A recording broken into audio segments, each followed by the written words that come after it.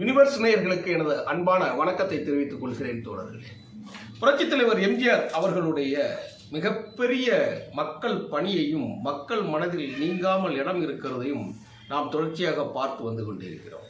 கடந்த காணொளியில் தன்னுடைய அண்ணனை எப்படி தாய்க்கு நிகராக அவர் கவனித்தார், தாய்க்கு நிகராக தன் அண்ணனை நினைத்தார், தாய்க்கு நிகராக தன் அண்ணனை வாழுகிறவரை அவர் மதித்தார் என்பதை நாம் பேசி வந்து கொண்டிருந்தோம். ஆனால் அது கடைசியில் ஒரு வரி சொல்லியிருந்தேன்.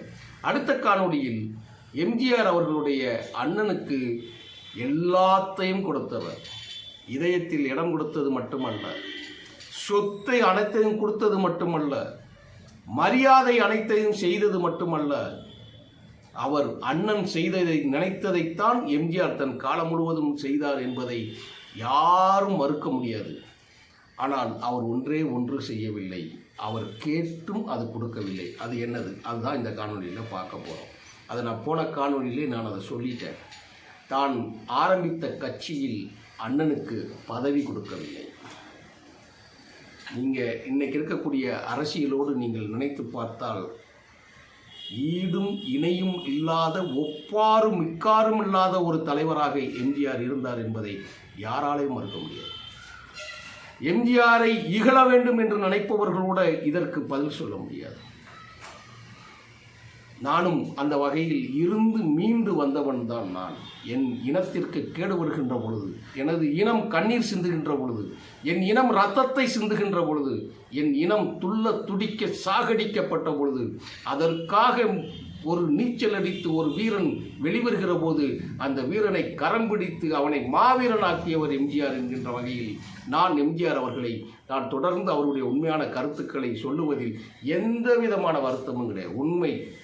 உண்மையைத்தான் சொல்லணும். உண்மை பலருக்கு சுடும் நெருப்பை போன்றது. ஆனால் வரலாறை யாரும் மறுத்துவிடக்கூடாது. எம்ஜிஆர் அவர்களுக்கு வாரிசு இல்லை.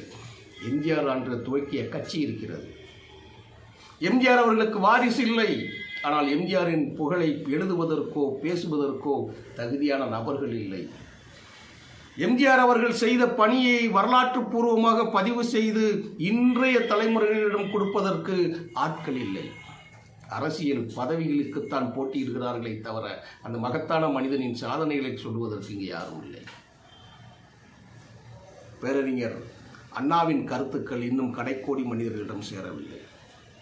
தந்தை பெரியாரின் கருத்துக்கள் போய் சேர்வதற்காகவே தனக்கு தகுதியான வாரிசுகள் இருந்தும், பிறக்கும் போதே பெரும் கோடீஸ்வரனாக பிறந்த தந்தை பெரியாருக்கு நூற்றுக்கணக்கான வாரிசுகள், அவர்கள் சொந்தம் பந்தம் பெரிய குடும்பங்கள் இருந்தும் தனது குடும்பத்திலிருந்து ஒருத்தரை கூட கொடுக்காமல் 1000 கோடிகளுக்கு மேலாக சொத்து இருக்கக்கூடிய தந்தை பெரியார் என்னுடைய கருத்துக்களும் என்னுடைய பகுத்தறிவு பிரச்சாரமும் பெண்களின் கல்விகளுக்கும் தான் என் சொத்து சேர வேண்டும் என்பதற்காக ஒரு சாதாரண மனிதனை வாரிசாக விட்டு சென்றவர்களை நினைத்துப்பார். பேரறிஞர் பெருந்தகை அண்ணா அவர்கள் முதலமைச்சர் ஆன பிறகு கூட தனது வாரிசாக அவர் யாரையும் விட்டு செல்லவில்லை. அவர் என்ன சொந்த பந்தம் இல்லாதவரா? பரிமளம் என்கின்ற ஒரு மகன் தத்துப்பிள்ளை அவர் மருத்துவராக்கி அழகு பார்த்தார். எல்லா தகுதியும் உடையவர். பேரறிஞர் அண்ணாவின் மகன் பரிமளத்தை அவர் வாரிசாக அவர் அறிவிக்கவில்லை. தன்னுடைய கொள்கைகளும் தத்துவங்களும் செயல்களும் வாரிசாக இருக்கட்டும் என்று விட்டு சென்ற பெருமகன் அவர். ஆனால் எம்ஜிஆர் தனக்கு இருந்த ஒரே வாரிசுன்னு சொல்றது சொந்தம் பந்தம். அவருக்கு குழந்தை கிடையாது. அதைத்தான் கடந்த காணொலியில் நான் உருக்கமாக பேசுகிற போது நான் உண்மையை சொன்னேன். எனக்கே உருக்கமாக இருந்தது அந்த செய்தி. தற்கொலைக்கு சென்ற மனிதன் மீட்டு சென்று எல்லாத்துக்கும் காரணமான எல்லா புகழையும் சேர்த்து பணம் கொடுத்து சொத்துக்கள் சேர்த்து அதிகாரங்கள் சேர்த்து எல்லாம் தன் கைக்கு வந்த பிறகு தான் தம்பி ஆரம்பித்த கட்சியில் ஒரு பொறுப்பை கேட்டார். எம்ஜிஆர் கொடுக்கல. எதுக்கு தெரியுமா சொல்றாங்க? எம்ஜிஆர் சொன்ன பதிலை இந்த இடத்தில் அப்படியே நான் சொல்லுகிறேன். அண்ணா, உங்களுக்கு எல்லாம் கொடுத்து விட்டு, ஆனால் இந்த இடம் நீங்களும் நினைக்கவில்லை, நானும் நினைக்கவில்லை. என்னை முதலமைச்சராகியது தமிழ்நாட்டு மக்கள். என்னை இந்த இடத்திற்கு கொண்டு வந்து சேர்த்தது பேரறிஞர் பெருந்தகை அண்ணா அவர்கள். உங்களை என் அண்ணாவிற்கு நினைவாக, அண்ணாதுரை அவர்களின் நினைவாக உங்களை அண்ணனாக நான் மதிக்கிறேன். நம் குடும்பத்திலிருந்து அரசியலில் யாருக்கும் வேண்டாம். அந்த சொத்துக்களும் நமக்கு வேண்டாம். நீங்களும் நினைக்காத, நானும் நினைக்காத, தன் தாயும் நினைக்காத ஒரு அதிகார இடத்திற்கு மக்கள் கொண்டு வந்து வைத்திருக்கிறார்கள். அந்த இடத்திற்கு நீங்கள் வந்து என்ன செய்ய போகிறீர்கள்? இந்த இடத்திற்கு நம்மளை கொண்டு வந்து சேர்த்தவர்களுக்கு நீங்களும் நானும் என்ன செய்தோம் என்பதே நமக்கு செய்தியாக இருக்கட்டும். என் பேரன்பு மிக்க அண்ணன் அவர்களே, உங்களுக்கு ஒரு செய்தியை நான் சொல்லுகிறேன், நினைவூட்டுகிறேன். உங்களுக்கு ஞாபகம் இருக்கிறதா? எப்படி ஒரு ரயில் நிலையத்தில் நான் தற்கொலை செய்கின்ற பொழுது என் கையை பிடித்து என்னை அழைத்து வந்து எனக்கு யாரும் இல்லை என்று நான் அழுகிற பொழுது, தம்பி எனக்கு யார் இருக்கிறார் என்று நீ கேட்டீர்களே, அதுக்காகத்தான் நான் இறந்தேன். இல்லை என்றால் நான் மீண்டும் இறந்து பிறந்திருப்பேன். அவர் சொன்ன வரியத்தான் அப்படியே சொல்கிறேன். நான் அன்றைக்கே நான் இறந்தேன். இறப்பிலிருந்து மீட்டு வந்தவர்கள் நீங்கள். இந்த மக்கள் நமக்கு ஆதரவு கொடுத்திருக்கிறார்கள். கூட பிறந்த அண்ணனுக்கு கட்சியில் பதவியை கொடுத்து அந்த பதவி மூலமாக பெற்றுக்கொண்டோம் என்கின்ற பழியினை நம்ம மீது சாத்தி விடுவார். ஏனெனில் என்னவே மலையாளி என்று சொல்லிக் கொண்டிருக்கிறார்கள். அதிலிருந்து நான் மீள முடியவில்லை. இதில் நீங்களும் வந்து சேர்ந்தால் மலையாளிகள் எல்லாம் சேர்ந்து நம்மளை ஏமாற்றுகிறார்கள் என்று சொல்லிவிடுவார். ஏற்கனவே பெல்ஜியம் கப்பல் பிரச்சனையில், ஊழல் பிரச்சனையில் நம்மை வந்து சொல்லிக் கொண்டிருக்கிறார்கள். இந்த இடத்துக்கு வேண்டாம், நீங்கள் அரசியல் வேண்டாம். அரசியல் என்னோடு போகட்டும். நான் அண்ணாவுக்கு இருந்தேன். தந்தை பெரியாரின் கருத்துக்களை நான் திரைப்படங்களில் திணித்தேன். அதனால் மக்கள் என்னை இந்த இடத்தில் கொண்டு வந்து வைத்திருக்கிறார்கள். நமக்கு வாரிசு என்று யாருமே இல்லை. வேறு யாருக்கும் செய்யாத பதவியை நான் உங்களுக்கு கொடுக்கிறேன்.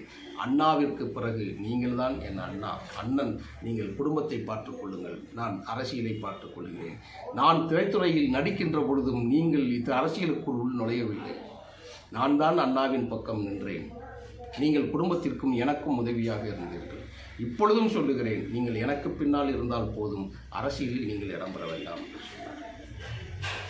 தம்பி, அந்த பாலக்காட்டு சம்பவத்தில் போத்தனூர் ரயில் விபத்து, ரயிலில் இறக்க போகிற சம்பவத்தை நினைவுபடுத்தி சொன்னவுடனே அண்ணனுடைய சக்கரபாணி அவர்களும் அப்படியே அதை பின்வாங்கி கொண்டார். தன் தம்பி எம்ஜிஆர் அவர்களுக்கு இருதுணையாகவும் உறுதுணையாகவும் தான் நாம் இருக்க வேண்டுமே தவிர அவருடைய பதவிக்கோ அவருடைய மலையாளி என்கின்ற பழிக்கோ நாமளும் ஆளாகிவிடக்கூடாது என்று தன் சொந்தம் பந்தத்திலிருந்து அத்தனையும் பின்வாங்கி சென்று விட்டார். இன்னைக்கு திராவிட முன்னேற்றக் கழகம் அப்படி இல்லை. திராவிட இயக்கம் தோற்றுவித்த நீதி கட்சி காலத்தில் இருந்து தோன்றிய தலைவர்களில் இருந்து தந்தை பெரியாருக்கு வாரிசு என்று அறிவிக்கவில்லை. பேரறிஞர் அண்ணா வாரிசு என்று அறிவிக்கவில்லை. அதே வழியில் எம்ஜிஆர் அவர்களும் வாரிசு என்று அறிவிக்கவில்லை. ஆனால் அந்த திராவிட முன்னேற்றக் கழகம் இன்று வேட்சியாக மாறுகிறது. அதை நம் சொந்த அரசியலுக்குள் போக வேண்டாம். நாம் வரலாற்றில் மட்டுமே இருந்து கொள்வோம். தான் ஆரம்பித்த கட்சியில் தான் மரணிக்கும் வரை அதிகாரத்தில் இருந்து நாட்டின் முதலமைச்சராக இருந்த எம்ஜிஆர் அவர்கள் தன் குடும்பத்தில் இருந்து ஒரு மனிதரை கூட அரசியலுக்கு கொண்டு வரவில்லை என்கிறதைத்தான் இந்த இடத்தில் செய்தியாக சொல்லி, மக்களுக்காக உழைத்த மக்கள் நம்ம வைத்த இடத்திலிருந்தே நம்ம பார்த்துக்கொள்வோம். நீங்கள் குடும்பத்தை பார்த்துக்கொள்ளுங்கள், நான் நாட்டிற்காக ஒப்படைக்கப்பட்டவன், அப்படியே இருந்து விடுகிறேன் என்று சொல்லி முடித்துக் கொண்டார். வாரிசு அரசியலை புறந்தள்ளி அரசியலில் நிரந்தரமான புகழை தக்க வைத்திருக்கும் புரட்சித் தலைவர் எம்ஜிஆர் அவர்களுடைய இந்த செய்தியினை சொல்வதற்கு யூனிவர்ஸ் மூலமாக நான் பெருமைப்படுகிறேன் தோழர்களே. நன்றி, வணக்கம்.